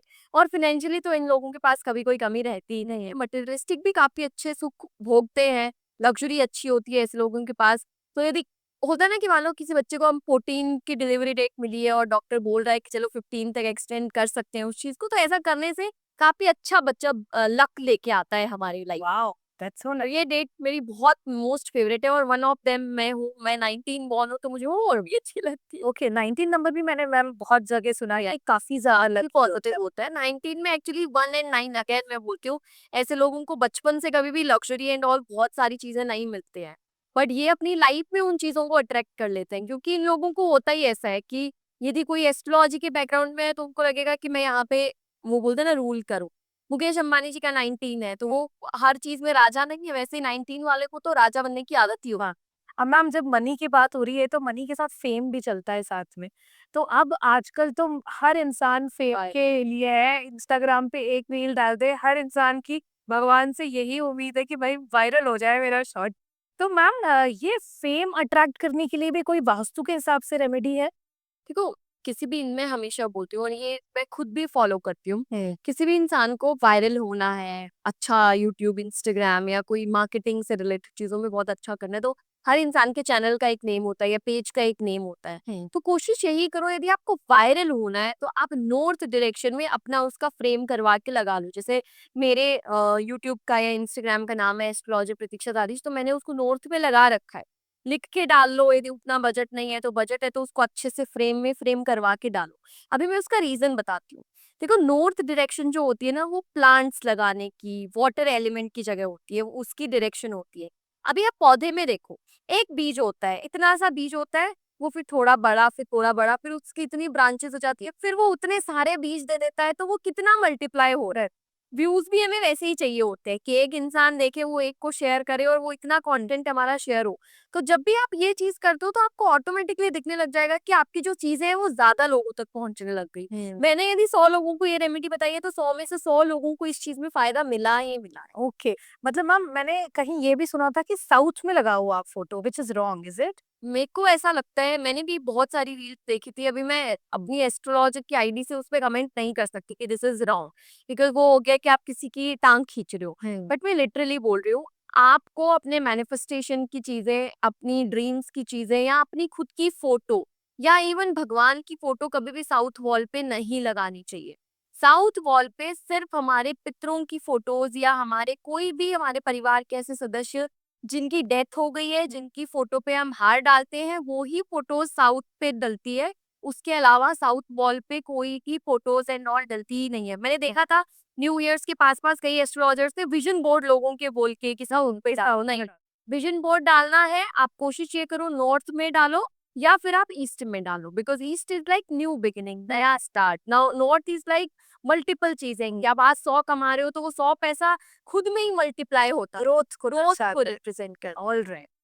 तो मैम ओके, तो फिर नॉर्थ की जो बॉल है वो बेसिकली आपको यूज करनी चाहिए फेम के लिए, और अपनी फोटो अगर आप लगाओगे तो जल्दी से आप। जैसे मैं एक चीज बताती हूँ, बताना भूल गई, जो भी इंसान share market and crypto and all ये करते हैं ना, तो इनका क्या मोटिव होता है कि हम 1,000 रुपए डाल रहे हैं तो वो 2,000, 5,000, 10,000 उसमें बने। तो मैं उनको हमेशा बोलती हूँ कि जो भी पैसा आप इन्वेस्ट कर रहे हो ना स्टॉक में, उस पैसे को इंग्लिश में लिख दो। जैसे कि इफ 20,000 तो TWENTY ऐसे करके स्पेलिंग में लिखो, ठीक है। और उसको ग्रीन पेन से लिख के व्हाइट पेपर पे, और उसको भी आप नॉर्थ डायरेक्शन में, कोई भी पेड़ वेड़ हो ना उसकी थोड़ी सी मिट्टी हटा के और उसको ढक के रख दो। उस इंसान का वो शेयर जो है वो ग्रो ना करे तो आप मुझे आके बोल देना कि प्रतीक्षा जी आपने गलत रेमेडी बताई। ऑब्वियसली एक एनालिसिस काम करता है, आपको लगता है कि हाँ ये शेयर अच्छा है, मेरा एनालिसिस सही है, मैं उस पर 20,000 रुपए डाल रहा हूँ। 20,000 अमाउंट लिखो, नॉर्थ डायरेक्शन में जाओ, मिट्टी खोदो थोड़ी सी पेड़ के पास वाली और उसको डाल दो। वो शेयर उनमें यदि 20,000 के 40 सोचे होंगे ना, तो वो 40,000 से वो 1 लाख पे ही जाएंगे, वो 40,000 से 38,000 भी नहीं जाएंगे। मैम ये जो रेमेडीज हैं इसके पीछे का मैजिक मुझे मतलब हमेशा लगता है कि होता ही होता है। और वो मैं इसलिए कह रही हूँ मैम कि जैसे नेम और नंबर्स का मैजिक हम देखते हैं, बहुत सारे ऐसे सेलिब्रिटीज हैं जैसे उर्फी जावेद हैं, जैसे रितेश देशमुख है, अक्षय कुमार है जिनका पहले ये नाम नहीं था, अजय देवगन है जिनका सरनेम उन्होंने चेंज किया। ऐसे बहुत सारे लोग हैं जिन्होंने अपने नाम को चेंज कर दिया या उनके फोन नंबर्स उन्होंने बदल दिए। तो मैम ये मतलब ये क्या है इसके पीछे का कॉन्सेप्ट? देखो, पहले टू बी ऑनेस्ट मेरी जो एस्ट्रोलॉजी की शुरुआत थी वो पामिस्ट्रियन एस्ट्रोलॉजी से हुई थी, ठीक है। 2017 तक मैं ये दोनों ही चीजें करती थी। जब मैंने भी नया-नया सुना ना, तो मुझे भी ऐसा लगा कि नेम नंबर क्या होता है? एक ए एक्स्ट्रा जोड़ लूँगी अपने नाम में तो क्या ही बिगड़ जाएगा? या क्या एक्स्ट्रा ऐसा हो जाएगा कि मेरी लाइफ में मैजिक हो जाए? लेकिन जब वो वाइब्रेशंस, मैं उसको पहले पढ़ना स्टार्ट किया। जब आप किसी चीज़ को पढ़ते हो, फिर जब आप उस चीज़ का एक्सपेरिमेंट करते हो, आप अपनी लाइफ में करते हो, आप किसी और के लाइफ में करते हो, तो आपको पता लगता है। अभी रितेश देशमुख का मैं इंटरव्यू देख रही थी यूट्यूब पे, उन्होंने बोला कि किसी एक प्रोड्यूसर ने उनको बोला कि तुम्हारा नाम सही नहीं है, तो उसने बोला कि नाम से क्या होता है, जैसे नॉर्मल सब लोग लेते हैं। तो वो प्रोड्यूसर ने बोला कि हम तेरा नाम थोड़ा बदल के डालते हैं, तो उसने बोला डाल दो, मेरा क्या है, नीचे लाइन में आना है, ये रितेश देशमुख आएगा, एक आधे स्पेलिंग में ऊपर नीचे होगा, हो जाएगा। वो बोलता कि उस प्रोड्यूसर ने उसमें रितेश देशमुख चेंज करके डाला, का नेम करेक्शन करके डाला, अच्छी वाइब्रेशन पे नंबर 6 पे डाल के दिया, जो कि नेम फेम को रिप्रेजेंट करता है। वो मूवी सुपर हिट हुई। फिर वो भूल गया, उस उनको तो इतना पता नहीं चला। अगली मूवी फ्लॉप हो गई जिसमें उनका नाम पहले वाला था जो नॉर्मल था, वो जो शायद 7 या 8 पे जाता है, नॉट श्योर, बट 7 8 पे जाता है। अगेन फिर वो दोबारा वो मूवी किया, तो उन्होंने वो सोचा कि चल मैं अपना नाम चेंज करवा के देख लेता हूँ। उन्होंने वो नेम चेंज करके डाला, वो अगेन हिट हो गई। तो इसका बहुत ज्यादा वैल्यू होती है। मैं आपको सेकंड एग्जांपल देती हूँ, मैं आपको 2 3 कंपनियों के नाम बताती हूँ। आप मुझे बताना कि कौन सी कंपनी है जो आपने आज तक नहीं सुनी। रिबॉक, एडिडास, अमूल दूध जो आता है, आपने इन सबका नाम सुना? पुरानी मतलब कंपनी। ये कंपनियां ऐसी है कि आज से 20 साल पहले जब मैं छोटी थी ना, तो मेरे पापा ने मेरे को एडिडास के शूज ला के दिए थे और मैं स्कूल में ऐसे चौड़ी होके चल रही थी कि मेरे पास ब्रांड के शूज है। आज तक एडिडास के शूज चल रहे हैं, अमूल का दूध आज तक चल रहा है, रिबॉक के शूज एंड और आज तक सारी चीजें चल रही हैं। तीनों के नेम नंबर नंबर 5 पे जाते हैं। बिजनेस जब भी आप करते हो या आपका कोई बिजनेस है जहां से आपको पैसा कमाना है, जहां पे आपको घर घर जाना है, आपको ऐसे चाहिए कि मेरा ये प्रोडक्ट हर घर में दिखे या मैं हर घर में दिखूं, तो आप नंबर 5 पे चले जाओ। क्योंकि नंबर 5 एक इकलौता ऐसा नंबर है जिसका कोई भी एनिमी नंबर नहीं होता। तो नंबर 1 से लेके नंबर 9 तक पूरी यूनिवर्स आ गया, सब पैदा हुए 1 से लेके 9 में बीच में हुए होंगे सारे पर्सनैलिटी नंबर के बीच में। तो सब लोगों को वो ब्रांड पसंद आती है। ऐसा नहीं है, मान लो और भी लोग बोलेंगे कि बहुत सारी ब्रांड बनी, उनका क्या। सक्सेस सारी ऊपर नीचे होती है, बट आप देखते हो कि हर एक चीज का एक अच्छा पॉइंट आता है, फिर वो नीचे दब जाते हैं। बट अमूल के बाद में न जाने कितनी दूध की कंपनीज बनी, बट अमूल अपनी ही जगह पे है, रिबॉक अपनी ही जगह पे है, एडिडास अपनी ही जगह पे है। तो मेरे पास भी जो क्लाइंट्स आते हैं ना, मैं उनको नंबर 5 पे डाल के देती हूँ। तो जिसको बिजनेस चाहिए या कोई सर्विस रिलेटेड बिजनेस कर रहा है, तो अपना नेम 5 पे रखो। जिसको ये चाहिए कि मुझे क्लाइंट्स मुझे सिर्फ देखे, मुझे वो उनसे पैसा नहीं लेना है, तो फिर वो नंबर 6 पे चला जाए, जो नेम फेम का कारक होता है। जैसे जो भी इन्फ्लुएंसर है, स्पेशली ब्यूटी इन्फ्लुएंसर है, जिनको अपना प्रोडक्ट नहीं बेचना है बट उनको तो सिर्फ दिखना है हर घर पे, तो वो नंबर 6 पे डालें। लेकिन मान लो मैं हूँ, एक अपना एग्जाम्पल देती हूँ, मैं चाहती हूँ कि भाई लोग मुझसे आए, मुझसे मेरी सर्विसेज लें, तो मैं नंबर 5 पे जाऊंगी ताकि सब लोग मुझसे कनेक्ट कर पाए। सो इससे आप चाहते हो कि आपका पॉडकास्ट जो है वो सब लोग देखें। आप ये नहीं चाह रहे कि आपका प्रोडक्ट कोई खरीदे, या मान लो ये माइक कोई खरीदे, आप इस माइक को बेचने नहीं आए हो ना, आप नंबर 6 पे डालो, बहुत अच्छे पॉडकास्ट चलेंगे। जब आप कोई ऐसा बिजनेस करो जहां पे आपको है कि आप कोई सूट बेच रहे हो या कोई प्रोडक्ट बेच रहे हो, या आपको चाहिए कि आप मेकअप आर्टिस्ट बन गए, आपको ब्राइड्स चाहिए, तो आप नंबर 5 पे जाओ, क्योंकि 1 से लेकर 9 तक सारे फ्रेंड्स हैं, सब अपन को कनेक्ट कर पाएंगे। मेरे को मैंने एक वो हायर किया था, जब अपना मेरा पेज अच्छा ग्रो हो रहा था, तो मैंने सोचा कि चलो अपन एक मार्केटिंग टीम हायर करते हैं। तो उन्होंने मुझे बोला कि सबसे पहले तो आपने ये एस्ट्रोलॉजर प्रतीक्षा दादिच करके नाम ही गलत लिख रखा है। अब मैं जब एस्ट्रो प्रतीक्षा दादिच लिखती हूँ तो वो सही वाइब्रेशन नहीं आती, तो मैं एस्ट्रो को एस्ट्रोलॉजर लिखती हूँ। अभी क्या होता है, मार्केटिंग की कुछ ट्रिक्स होती हैं, जो लोग मार्केटिंग से होंगे उनको पता होगा, वो बोलते हैं शॉर्ट नेम लिखो, एस्ट्रोलॉजर मत लिखो, आप एस्ट्रो लिखो। मैंने बोला मैं तुम्हारी मार्केटिंग पे बिलीव करती हूँ, बट मेरा तो एस्ट्रोलॉजर ही रहेगा, क्योंकि मुझे पता है मेरा नाम बहुत सही है, नंबर 5 पे जाता है, मुझे नेम फेम देता है। तो उन्होंने बोला मैम 1 महीने ले लो। वो 1 महीने में मेरी जितनी भी रील्स गई सारी फ्लॉप गई, मतलब कोई भी अच्छी व्यूज नहीं आए। मैंने बोला प्रो अब मेरा चेंज कर दो, एस्ट्रोलॉजर जिस दिन से किया मैंने कभी पीछे मुड़ के नहीं देखा। ओके। तो मैम आप ये भी बता रहे थे कि हाथों में ना कुछ ऐसे चिन्ह होते हैं जो धन के लिए ही होते हैं, बोले हाथ ही ऐसे होते हैं इतने शुभ। वो कौन से चिन्ह होते हैं मैम?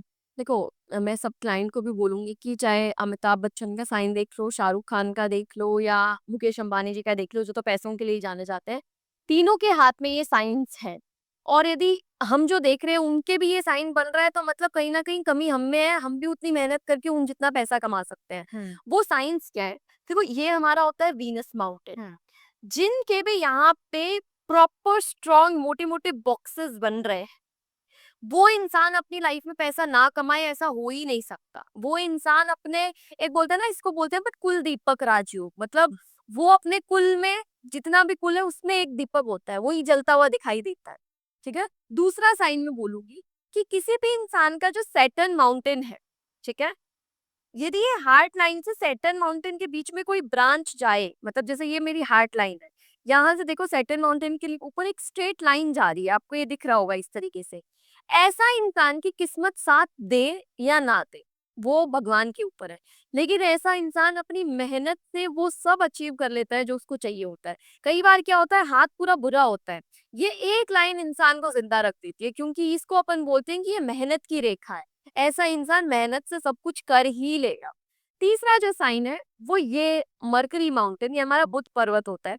यहाँ पे यदि किसी के फिश का साइन बनता है, जैसे कि आपको फिश का साइन इन द सेंस आप ऐसे समझ सकते हो कि बर्फी का जो साइन होता है, उस तरीके से यदि किसी का साइन बन जाए, तो वो इंसान पैसों से पैसा बनाता है। यानी कि उसकी 1 लाख सैलरी है, तो वो उसमें से 20,000 बचा के उसको ऐसी जगह इन्वेस्ट करेगा कि वो 20,000 एक दिन 1 लाख बन जाएंगे। यू नो, वो पैसों से पैसा बनाने का बहुत काम करता है। तो ये जो होते हैं वो मेजर मनी के साइंस होते हैं।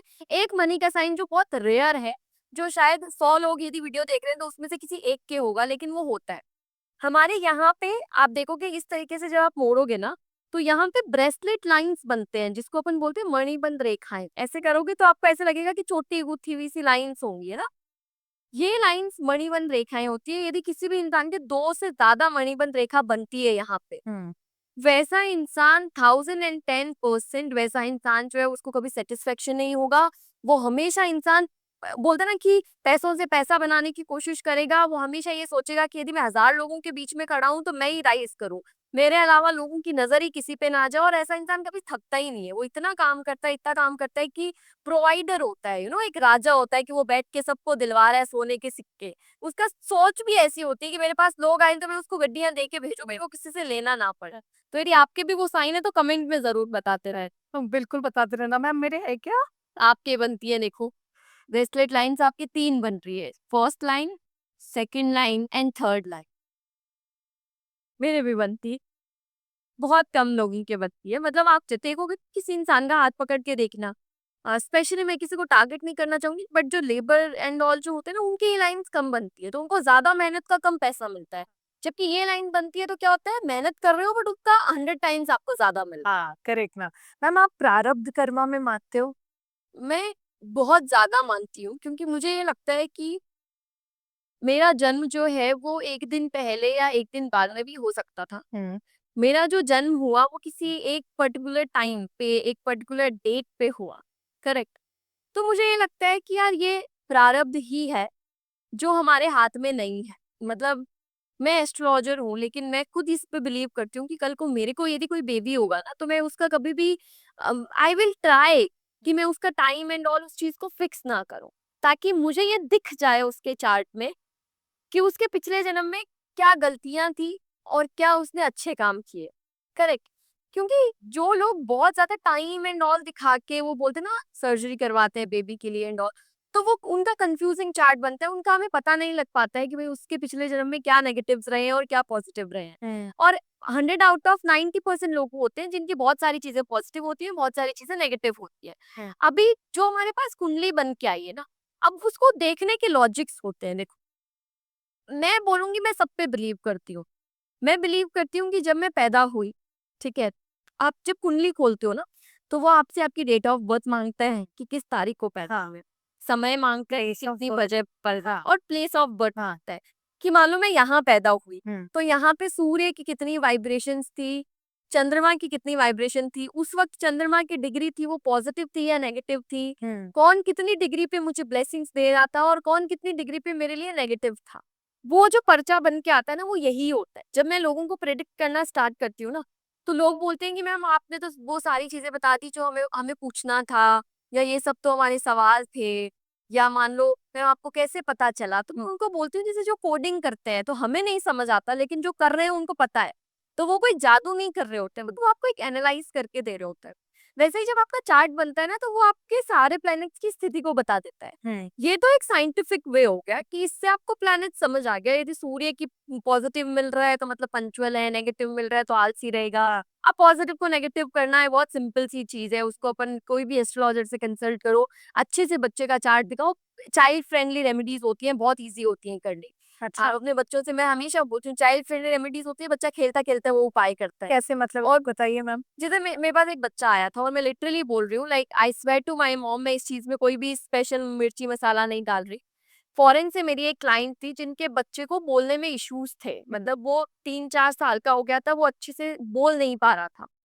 तो मैंने उसको 2-3 रेमेडीज बताई। अब आप दोनों तीनों रेमेडीज में बताना कि बच्चे के सर पे कहीं पे भी ऐसा असर पड़ा कि उसने कोई एस्ट्रोलॉजिकल रेमेडीज करी, जिसकी वजह से उसको कोई मतलब उसके माइंड में आया उसने कुछ गलत सोचा। मैंने उसको बोला कि यार आप प्लांट में पानी देना स्टार्ट करवाओ इनसे, ठीक है? मैंने उनको बोला मरकरी का हमें एक्टिवेशन करना होगा, बुध को बढ़ाना होगा, क्योंकि हमारी वाणी जो है वो बुध से आती है। हुँ। तो मैंने क्या किया, उसको बोला बुधवार के दिन एक पौधा लेके आओ, प्लांट लगाओ और हुँ। उसमें डेली पानी डालो। अब वो बच्चे का काम हो गया कि मेरे को डेली 1 मग्गा पानी उसमें डालना है। उसको पता नहीं चला लेकिन उसका बुध एक्टिवेट हुआ। दूसरा मैंने उसको बोला कि हर बच्चे को शौक होता है, वो पेन से कुछ लिखना चाहता है कॉपी में, अब कुछ भी ड्रॉ कर रहा है। तो मैंने उसे बोला कि उसको ग्रीन कलर लेके दो, उसकी बुक का जो कवर होता है वो ग्रीन कलर में रखाओ। तीसरा, यदि बच्चा खा सकता है तो ग्रीन चीज़ें ज़्यादा खिलाओ, यदि वो भी चीज़ें रहे, क्योंकि बच्चों को ग्रीन वेजिटेबल्स कम पसंद होते हैं। हाँ। तो मैंने उसको बोला कि कोशिश ये करो कि कपड़े एटलीस्ट ग्रीन शेड्स में हो सके। डेली नहीं तो हफ्ते में 2-3 दिन तो होने चाहिए। इससे क्या हुआ, उसका धीरे धीरे बुध एक्टिवेट होने लग गया। और लिटरली वो मदर मेरे पास 3 या 4 महीने के बाद में आई थी और वो बोल रही थी कि मुझे 50% रिजल्ट मिले। जबकि उसने किया क्या था, पौधे में पानी दिया था, एक ग्रीन पेन खरीद के दिया, ग्रीन कपड़े पे और ग्रीन कपड़े पहनाए थे। मतलब इतनी छोटी, और ये चाइल्ड फ्रेंडली रेमेडीज होते हैं, क्योंकि मैं खुद मानती हूँ कि जब तक मेरे बच्चे भी 17-18 साल के हो जाएंगे, मैं उनको नहीं बोलूंगी कि अरे आप ये उपाय कर रहे हो जिससे आपको फायदा, क्योंकि बच्चे हैं वो, उनकी उम्र है खेलने कूदने की, उनको इतना प्लैनेट्स की टेंशन नहीं होनी चाहिए कि मेरा सूर्य खराब है, मैं क्या करूंगा, ये वो सारी चीजें नहीं होनी चाहिए। सो आई बिलीव कि बच्चे चलते फिरते घूमते चलते नाचते गाते जो रेमेडी कर सके वो कर दे। हाँ। सो यही होता है। अभी प्रारब्ध का आपने पूछा, हम्म। तो मुझे ऐसे लगता है कि यार ये जो पैदा हुआ, कुंडली बना, ये हमने प्रैक्टिकली साइंटिफिकली सोच लिया, बट मैं उसी टाइम पे क्यों पैदा हुई, ये तो शायद भगवान की कोई कृपा है ना। हम्म। तो इससे मुझे लगता है, क्योंकि हम हमारी कुंडली में भी हमें पता चलता है कि पास्ट लाइफ कोई कर्मा है या नहीं है, क्या है कैसा है। तो मुझे ऐसा लगता है कि यार हम जिस टाइम पे पैदा हो रहे हैं ना, वो भगवान हमें पैदा करके दे रहे हैं कि इस टाइम पे तू पैदा हो जा। अब मैंने तेरे को एक पर्चा दे दिया, तू देख ले तूने क्या गलतियां की थी, क्या अच्छाइयां की थी, और ये जन्म तुझे मिला है, इसमें तू अपने प्रारब्ध के जो भी दोष है उसको सुधार ले। हम्म। प्रेमानंद जी क्या बोलते हैं, यही तो बोलते हैं, अपना प्रारब्ध सही सही करो करो। ताकि नई आपकी बिगिनिंग हो। बिकॉज शरीर ने तो नया जन्म ले लिया, बट आत्मा वो प्योर नहीं हुई, आत्मा में कहीं ना कहीं वो चीजें हैं। तो वो आप अपने प्लैनेट्स को सही करके उसको सही करो। और टू बी ऑनेस्ट, एस्ट्रोलॉजी जादू नहीं है। मैं लोगों को बोल बोल के थक गई, मैं अपने हर क्लाइंट को बोलती हूँ कि आप मेरे पास आए हो और आप मुझसे एक्सपेक्ट करते हो मैं आपको बोलूँ कि मैं आपके लिए एक पूजा करूंगी, 2 दिन में आपको ये असर हो जाएगा, कभी भी नहीं होगा। रेमेडी आपको करनी पड़ेगी, पूजा आपको करनी पड़ेगी, 1 दिन 2 दिन नहीं, 1 महीने 2 महीने, एज अ लाइफस्टाइल आपको उसको अडॉप्ट करना पड़ेगा। आप जैसे ब्रश करते हो, आप सोचते हो क्या कि अरे मेरे को उठ के तो ब्रश करना है, वैसे ही आप अपनी लाइफ में चाहे 10 नहीं 2 से 3 रेमेडीज करो, लेकिन इस तरीके से करो कि जैसे आपको ब्रश करते हुए नहीं पता चल रहा कि आप ब्रश कर रहे हो, वैसे ही आपको रेमेडी करते हुए पता नहीं चलना चाहिए कि आप हम्म। रेमेडी कर रहे हो। ओके। मैम, मेरे को ना एक हमेशा से डाउट था, जैसे सूर्य और चंद्रमा तो फिजिकल प्लैनेट्स है जो हमें दिखते हैं, इसलिए उनका असर भी हमें पता चलता है ना। सूर्य जो है उसकी वजह से आत्मा माना जाता है, उनके जीवन है इस धरती पे। वैसे ही अगर चांद आप देखो तो रात दिन का कॉन्सेप्ट है। लेकिन जो बाकी प्लैनेट्स हैं वो ना हमें ऐसे आंखों से दिख रहे हैं, और वो आई एम श्योर कि सोलर सिस्टम में उनका एग्जिस्टेंस है, लेकिन वो हमको कैसे अफेक्ट कर रहे हैं? देखो हमको, आप चलो ये तो आपने बोल दिया कि हमें वो दिखाई नहीं दे रहे, बट आपको इतना तो पता है ना कि हमारी बॉडी में तो सारे प्लैनेट्स हैं। हम्म। लाइक वो हम देख नहीं सकते, बट वो एग्जिस्ट तो कर रहे हैं ना। मतलब हम्म। ये हमारे माइंड में, लाइक चंद्रमा है तो वाणी में हमारे बुध देवता बसते हैं, आंखों में हमारा शुक्र बसता है कि उससे हमें मटेरियल, तभी आंखों को मटेरियलिस्टिक भोग पसंद होता है। मतलब आंखें जो है वो हमेशा ब्राइट कलर्स पसंद टर्न करेगी। हो जाती है। हाँ, मतलब वो सारी चीजें। हम्म। वैसे ही शुक्र का नेचर होता है कि ब्यूटी देखते ही पिघल गया। तो हमारे शरीर में भी तो वो सारे प्लैनेट्स हैं, सोलार सिस्टम पे उसका एक असर होता है। वैसे ही भगवान ने हमारी बॉडी में भी वो प्लैनेट्स डाल दिए कि ये सारे प्लैनेट्स जो है वो आपको रूल करेंगे, आप उनका उस तरीके से उपभोग करो। शनि, मतलब जैसे आपको मैं एक रेमेडी बताती हूँ, शुक्र कंट्रोल करने के लिए बहुत सारे किताबों में लिखा हुआ है कि शुक्र कंट्रोल करना है तो आप कोई ऐसी लग्जरी की चीज देखो कि मान लो फॉर एन एग्जाम्पल मेरे को कोई ऐसा वॉच चाहिए, ठीक है, और उसको आप छोड़ के आ जाओ, खरीदो मत, मतलब आप उसको टेम्प्ट करो बट छोड़ दो, तो आपके शुक्र कंट्रोल में है। मतलब आपकी आईज से आपने उसको देखा, आपने चाहा, आपकी आंखों को वो बहुत पसंद आया, बट आपने उसको छोड़ दिया। इसका मतलब आप यदि ये चीज कर पा रहे हो ना कि आप किसी मॉल में गए, आपको कोई वॉच पसंद आई, कोई ड्रेस पसंद आई और आप उसको छोड़ के आ गए, तो मतलब आपका शुक्र कंट्रोल है। आप कभी भी शादी में चीट नहीं करोगे, आप कभी भी एक्स्ट्रामैरिटल अफेयर में नहीं आओगे, आप कभी भी चीजों को लेके नेगेटिव नहीं इन टर्म्स ऑफ रिलेशंस। क्यों? क्योंकि आपको ऑब्वियसली हर, अब आपकी शादी हो गई, मान लो मेरी शादी हो जाएगी, मुझे कोई अच्छी सुंदर चीज दिखती है, आप उसको देखते हो, आप कब तक उस चीज में नहीं फंसोगे जब तक आप उसे देख के छोड़ना। करेक्ट कि हाँ ठीक है। जो इंसान देख के छोड़ता नहीं है वो उसके साथ संबंध बना लेता है, जो इंसान देख के छोड़ देता है वो संबंध नहीं बनाता। यही खेल होता है। तो हम हमेशा बोलते हैं कि शुक्र को टेस्ट करना है तो ये चीज जरूर करो। तो वैसे ही हमारी बॉडी में सारे प्लैनेट्स हैं, मतलब हर जगह कोई ना कोई प्लैनेट बस रहा है, तो वहां से उसको शुद्ध करने के लिए शुरू करो। तो वो ऑब्वियसली आपकी बॉडी में प्लैनेट्स है तो वो आपको असर देंगे ही देंगे ना।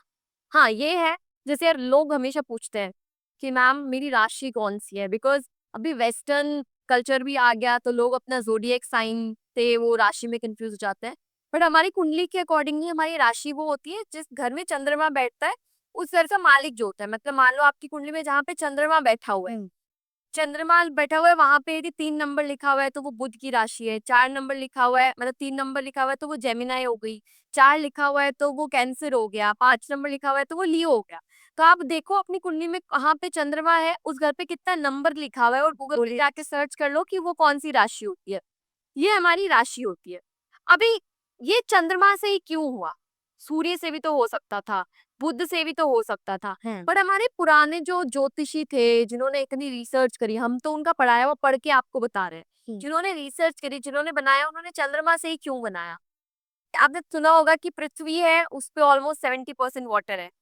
हमारी बॉडी है उससे 70% तो मतलब हमारी लाइफ पे जितना भी रोल है वो 70% तो चंद्रमा का ही हो रहा है ना, वाटर का ही हो रहा है। बच्चे के लिए हम मेरे पापा हमेशा मेरी मम्मी को बोलते हैं कि बच्चे की बिगड़ते हैं ना तो वो माँ के कारण बिगड़ते हैं। माँ भी चंद्रमा को रूल करती है कि माँ चंद्रमा है, मतलब 70% बच्चों की अपब्रिंगिंग में माँ का रोल है। हमारी बॉडी में चंद्रमा बसा हुआ है 70%, इसीलिए वो जोडिएक साइन जो है वो 70 मतलब बाकी सारे प्लैनेट सिर्फ 30% है, सिर्फ एक चंद्रमा ने 70% हमारी चीजों को ले लिया। तो इसीलिए हम लोग क्या करते हैं, जो हमारी संस्कृति है, जो हमारी हिंदी एस्ट्रोलॉजी है, जो हमारी वैदिक एस्ट्रोलॉजी है, उसमें चंद्रमा वाली राशि को हम राशि मानते हैं रेदर देन अपना सन साइन या जोडिएक साइन या किस महीने में पैदा हुए उन उन सबको छोड़। सबको देख के। अच्छा मैम, बहुत सारे लोग ना इस बात पे भी कंफ्यूज रहते हैं कि पामिस्ट्री में अगर किसी ने हाथ दिखाया अपना तो वो बोल रहे हैं यार इसमें तो मेरा अच्छा ही योग है, लेकिन मेरी कुंडली में गलत योग है। तो फिर अभी अच्छा योग है कि नहीं अच्छा योग? करेक्ट। देखो इसमें बहुत सारी चीजें काम करती है। फर्स्ट ऑफ ऑल मैं हमेशा बोलती हूँ, मैंने अपनी लाइफ की शुरुआत एस्ट्रोलॉजी से करी, देन मैंने पामिस्ट्री सीखा, देन मैंने न्यूमरोलॉजी भी सीखा and I do tarot also. तो जब आपकी कुंडली में कोई दशा बुरी आती है ना, तो वो आपके हाथ पे दिखने लग जाता है। मतलब लिटरली मेरे को पता है कि मेरे 3 महीने के लिए यदि चंद्रमा एक्टिव हो रहा है, मेरी कुंडली में चंद्रमा इतना अच्छा नहीं है, मेरे हाथ पे जो लाइन्स है वो बहुत ज्यादा बढ़ जाती है। तो 100 आउट ऑफ 99 टाइम्स क्या होता है, आपके हाथ में वो चीजें रिफ्लेक्ट होने लग जाती हैं। आपका हाथ भी वही चीज बोलेगा, आपकी कुंडली भी वही चीज बोलेगी, इवन आपका जो न्यूमरोलॉजिकली मंथ है वो भी ऑलमोस्ट वही चीज बोलता है। प्रॉब्लम वहां आती है, कई बार आपने देखा होगा कोई इंसान नजर से पीड़ित है, ब्लैक मैजिक से पीड़ित है, तो क्या होता है उनकी कुंडली कुछ और दिखाती है, उनका हाथ कुछ और दिखाता है, न्यूमरोलॉजिकल चार्ट कुछ और दिखाता है, तो लोग समझ नहीं पाते। तो उनको लगता है कि ये एस्ट्रोलॉजर ने सही नहीं बताया, उसने सही नहीं बताया, ये उपाय नहीं लगा। बट ऑब्वियसली होता क्या है कि उनकी लाइफ की चीजें उनके हाथ या कुंडली के अकॉर्डिंग चल ही नहीं रहती। आपने सुना होगा एक कॉन्सेप्ट होता है कि हमारी कुंडली बांध थी। कुंडली बांधने का मतलब हो गया कि आपकी जो कुंडली है वो किसी ने रोक दी। अच्छी दशा भी अच्छा रिजल्ट नहीं देगी, बुरी दशा बुरा रिजल्ट नहीं देगी। रिजल्ट क्या मिलेगा? जिसने बंधवाई है वो जो चाहेगा वो आपके लाइफ में होगा। तो कई बार ऐसा होता है कि लोग बोलते हैं हमारी दशा अच्छी आई थी, कुछ अच्छा नहीं हुआ। क्यों? क्योंकि आपकी कुंडली बंधी हुई है। हो सकता है आपके आसपास में कोई ऐसे इंसान है जो आपसे बहुत ज्यादा जेलस है, जिनको नेगेटिव चीजें करनी आती हैं, जिसकी वजह से आपकी कुंडली बंध गई है। मैम कुछ-कुछ कुंडलियाँ ऐसी भी होती हैं जो ना बहुत जिनके बहुत कमज़ोर गण होते हैं और कहते हैं कि उनको ऐसी ऊपरी चीज़ें या पैरानॉर्मल एंटिटी ज़्यादा दिखती भी हैं। तो मैम ये ऐसे क्यों होता है कि कुछ-कुछ स्टार्स ऐसे होते हैं जो उनको दिखाते हैं करेक्ट, ऐसे? करेक्ट। मैं वही बोल रही हूँ ना, जैसे चंद्रमा और सूर्य आपने बोला ना, हुँ। मेनली यही जब आपकी कुंडली में चंद्रमा या सूर्य पीड़ित है, जैसे मैंने बताया कि चंद्रमा के साथ राहु केतु है, हुँ। या इवन सूर्य के साथ भी राहु केतु बैठा हुआ है, या फर्स्ट हाउस में राहु केतु बैठा हुआ है, तो ऐसे लोगों में नेगेटिविटी जल्दी हिट करेगी। ऐसे लोग जो है वो, यदि जैसे शादी में 10 लोग तैयार होके जाते हैं, नजर एक कोई क्यों ना हुँ, होती है, क्यों? हुँ। क्योंकि उनकी कुंडली में कहीं ना कहीं वो कॉम्बिनेशन मिलेगी। जी। जो भी इंसान को ऐसा लग रहा है कि मुझे नजर जल्दी लग रही है, मेरे ऊपर नेगेटिविटी जल्दी हावी हो रही है, या कोई मुझे कुछ अच्छा बोलता है, तेरे बाल बहुत सुंदर है, कल से हेयर फॉल शुरू हो गया, उनकी कुंडली में सूर्य के साथ राहु केतु या फिर चंद्रमा के साथ राहु केतु या फर्स्ट हाउस में राहु केतु मिलेगा ही मिलेगा। उनको खुद की भी नजर लग जाती है, दूसरे तो मतलब एक दूसरी चीज होगी, बट उनको खुद की भी नजर लग नज़र लग जाती है। जाती है। Alright ma'am. मैम अब जैसे ना ये भी कॉन्सेप्ट है कि घर में कैट्स और डॉग्स को रखना चाहिए कि नहीं? यार मेरे पास तो 3-3 बिल्लियाँ हैं, सो आई तो लिटरली से, बट मैं हमेशा बोलती हूँ, देखो पुराने ज़माने में जो लोग बोलते थे कि कुत्ते-बिल्ली मत रखो, वो गलत नहीं थे। क्यों? उसका अलग रीज़न था। बिकॉज़ मोस्टली आपने देखा होगा कि पुराने घर जो होते थे वो खुले होते थे, करेक्ट? तो यदि आप किसी को एक बोलते हैं ना कि घर पे पाल रहे हो तो वो घर का नहीं रहेगा, क्योंकि वो कहीं पे भी भाग जाएगा, करेक्ट? तो वो बाहर से कोई वायरस लेके आ जाएगा, आपके छोटे बच्चे हैं या आपका खाना-वाना है तो वहाँ पे वो चीज़ें मतलब उस चीज़ को फैला कर इफ़ेक्ट कर सकती है, करेक्ट? अभी क्लोज घर होते हैं, है ना? इसलिए आज के ज़माने में यदि कोई भी इंसान कुत्ता या बिल्ली अपने पास पालते हैं, आपने देखा होगा आपकी कुंडली पे जब भी कोई नेगेटिव दशा आएगी ना, मोस्टली आपके डॉग्स एंड कैट्स जो होंगे वो सुस्त होना शुरू हो जाएँगे, वो मतलब थोड़ा चंचल कम हो जाएँगे, वो खेलना-कूदना कम कर देंगे क्योंकि आपके घर पे कोई भी नेगेटिविटी आई है तो वो पहले खुद पे लेते हैं। देखा होगा कई बार जब भी कुत्ते, बिल्ली कोई दूसरा इंसान आके जाता है तो सूंघते हैं या उनकी एक्टिविटी अलग हो जाती है, वो अलग-अलग चीज़ें करने लग जाते हैं। तो कुत्ते, बिल्ली क्या करते हैं वो अपने ऊपर ले लेते हैं सारी नेगेटिविटी को। ऑब्वियसली कोई भी इंसान पालता इसलिए नहीं है कि वो अपने ऊपर सारी नेगेटिविटी ले ले। हुँ। बट जो लोग बोलते हैं ना कि कुत्ते-बिल्ली पालना अशुभ होता है, तो मैं उनके लिए बोल रही हूँ कि वो बहुत शुभ की चीज़ है। बिल्लियाँ घर पे घूमती-फिरती रहती है ना, वो माता लक्ष्मी का अवतार है, आपके घर पे पैसा घूम रहा फिर रहा है। मेरे घर पे कम से कम 3 बिल्लियाँ तो मेरी खुद की हैं। उसके बाद में भी बाहर से भी कैट्स आती रहती हैं, हम लोग उनको दूध वगैरह देते हैं, कैट फूड वगैरह देते हैं, तो वो मतलब लिटरली मुझे कभी भी ऐसा फ़ील नहीं हुआ कि उनके आने की वज़ह से मेरी प्रॉस्पेरिटी में कमी है। इवन मुझे बहुत फ़ायदा दिखा है। जो लोग डॉग्स भी पालते हैं, मैंने जिनको डॉग्स लाना सजेस्ट किया, कब किसी कोई-कोई कुंडलियाँ होती हैं, इसमें बहुत ज़रूरी होता है कि आप डॉग पालो एंड ऑल, तो उन्होंने भी अपनी लाइफ़ में पॉज़िटिविटी देखी, उन पे जो नज़र लग रही थी वो बहुत कम हो गई। उनको जो प्रॉब्लम्स आ रही थी वो बहुत कम हो गई, वो खुद खुशमिजाज हो गए। तो मैं लिटरली बोलूँगी कि ये सारी पुराने ज़माने की धारणा थी जहाँ पे वैक्सीनेशंस नहीं होनी थी, तो डर रहता था कि यार मतलब ये है तो आखिर जानवर ही ना। अब आजकल वैक्सीनेशंस हो गई, मेडिसिन्स हो गए, कुत्ते-बिल्ली हमसे साफ-सुथरे हो, सो क्या ही वो है अलग-अलग से स्पा है, भाई के लिए स्पा है, उनके लिए वैन साथी, हमारे लिए थोड़ा सलून हमारा घर के सामने आता है। सही बात है मैम। यार हमेशा ना लोग ये पूछते हैं कि आपने भूत देखा है क्या? या एंटिटी देखी है क्या? मैं आपसे पूछना चाहूँगी कि आपने कभी भगवान के प्रेज़ेंस को फ़ील किया है? यार मैं हमेशा ये बोलती हूँ कि देखने को आप भूत भी देख सकते हो और देखने को आप भगवान भी देख सकते हो। करेक्ट। देखो ये जो युग है ना, जिसको अपन बोल रहे हैं कि कलयुग आ रहा है, वो बहुत थ्योरेटिकल चीज़ें हैं, हमें नहीं पता कि कलयुग आ रहा है, सतयुग आ रहा है, धर्मयुग आ रहा है, कौन-सा युग आ रहा है, वी डोंट नो, ठीक है? और मुझे ऐसा लगता है कि शायद एक जन्म मेरा तो कम पड़ जाएगा कि मैं इस पे रिसर्च करूँ, तो मैंने इसके बारे में सोचना बंद कर दिया। मैं यही बोल रही हूँ कि आई थिंक मेरे को ऐसा लगता है कि मैं तो अपने जीवन के 50, 60, 70 साल जो भी है उसको वेस्ट नहीं करूँगी कि ये सतयुग है, कलयुग है। हाँ, सब थ्योरेटिकल चीज़ें हैं, मैंने बहुत सारी बुक्स पढ़ी, कहीं पे लिखा कि धर्मयुग आ रहा है, कहीं पे लिखा कि कलयुग आ रहा है। सो आई जस्ट से कि आई एक्सेप्ट जो भी आ रहा है, हुँ, ठीक है? पर जो चीज़ मुझे लगती है ना कि हुँ, मतलब भगवान की प्रेज़ेंस आप फ़ील कर सकते हो या भूत की प्रेज़ेंस आप फ़ील कर सकते हो, वो आपकी वाइब्रेशंस पे होती है। जब आप बहुत ज़्यादा पॉज़िटिव, आप बहुत ज़्यादा धर्म की बात करते हो, आप बहुत ज़्यादा धर्म पे चलते हो, किसी का बुरा नहीं कर रहे हो, आप भगवान की भक्ति कर रहे हो। जैसे मैं आपको एक छोटा-सा इंसिडेंट बताती हूँ। मैं बहुत छोटी थी, आई थिंक मैं 11th क्लास में थी। तो मैं शुरू से ही मतलब मेरा हनुमान चालीसा का नियम था। मैं आज भी करती हूँ, मैं तब से करती थी। हुँ, तो मैं हनुमान चालीसा कर रही थी और करती थी, डेली करती। और तभी आपने देखा होगा कि आज से 10-15 साल पहले ना गीज़र तो होते थे लेकिन वो सिलेंडर वाले होते थे। हुँ, हुँ, सिलेंडर से लगता था, फिर वो इलेक्ट्रिक चले थे। तो हुँ, वो ना गैस लीक हो रही थी और वॉशरूम मैंने लॉक कर रखा था और मेरे को अचानक से मतलब मैं फेंट हो गई। और जैसे मेरे को ऐसा लगा कि मुझे चक्कर जैसा आ रहा है, तो जो वॉशिंग मशीन्स नहीं होती पहले वॉशरूम में फिट करके रखते थे, मैंने उसको ऐसे पकड़ा और मेरे को इतना ही याद है कि मैंने वॉशिंग मशीन पकड़ा और मेरी मम्मी ने बोला कि जब गेट वेट तोड़ा तो वो वॉशिंग मशीन मेरे ऊपर गिरी हुई थी। हुँ, और टू बी ऑनेस्ट मतलब जब मैंने पकड़ा मुझे तो तब तक का याद है। उसके बाद में उन लोगों ने मुझे मे बी कपड़े-वपड़े भी पहनाए होंगे, वो लोग मुझे हॉस्पिटल लेके गए। ऑब्वियसली मेरी अपब्रिंगिंग सारी मेरी होम टाउन में हुई है, जो छोटा-सा गाँव जैसा है। तो वहाँ पे मतलब डॉक्टर्स ने सिरिंज-विरिंज डालने की कोशिश करी, कुछ डला ही नहीं, मेरी बॉडी मतलब मेरी बॉडी में जा ही नहीं रही थी सुई भी, क्योंकि नसें नहीं मिलती है जब आप फेंट हो जाते हो, आप बेहोश हो जाते हो तो आपकी नसें नहीं मिलती हैं कई बार। तो डॉक्टर ने ऐसे बोला कि आई एम 90% डन, अभी मेरा कुछ नहीं हो सकता, आप एक काम करो इनको जयपुर या फिर जहाँ पे मेरा होम टाउन है वहाँ से 120 किलोमीटर बीकानेर पड़ता है। तो आप वहाँ पे किसी अच्छी हॉस्पिटल में ले जाओ तो 5% चांसेस हैं कि वो इंसान रह सकता है। हम लोग के जब मेरा जो गाँव है वहाँ से जब अपन निकलते हैं ना, तो एक परसनेऊ करके आता है, जो दादाजी है, परसनेऊ में दादाजी का मंदिर है। जो लोग भी राजस्थानी होंगे, स्पेशली मारवाड़ी होंगे, वो जान जाएँगे। हुँ, पर्सनल दादाजी बालाजी का मंदिर है। दादाजी कौन थे? दादाजी थे बालाजी के ही भक्त थे, जो उनकी भक्ति करते थे, फिर उनकी उधर पर्सनल में डेथ हो गई तो उन्होंने उधर-उधर मंदिर बना दिया। तो अभी मारवाड़ीज में हमारे क्या होता है कि हम लोग सब साल में 2-4 बार उस मंदिर जाते हैं, दर्शन करते हैं। तो मतलब उसके 2-3 किलोमीटर पहले ही हाँ। आप बिलीव नहीं करोगे कि मैं ऐसे सोई हुई थी गाड़ी में पीछे, मुझे आज भी याद है, मेरी आंटी भी यदि वो वीडियो देखी थी, उनका नाम था शशि चाची। हुँ। तो उनकी गोदी में नहीं, मेरी मम्मी की गोदी में मेरा सर था, उनकी गोदी में मेरे पैर थे, मैं पीछे लेटी हुई थी और सेंट्रो गाड़ी थी, मेरे चाचू चला रहे थे और मेरे पापा आगे बैठे हुए थे। तो अभी वो लोग भी बेचारे बहुत डरे हुए। हुँ। तो वो जो पर्सन का गेट था ना, उससे पहले 2-3 किलोमीटर पहले मुझे मैं जब बहुत बेहोश थी, मेरे मम्मी-पापा मुझे बोल रहे हैं कि डॉक्टर हिला रहे हैं, मेरे मेरे पैरों में, मेरे हाथों में सिरिंज ऐसे-ऐसे कर रहे हैं कि मैं जगूँ एक बार के लिए।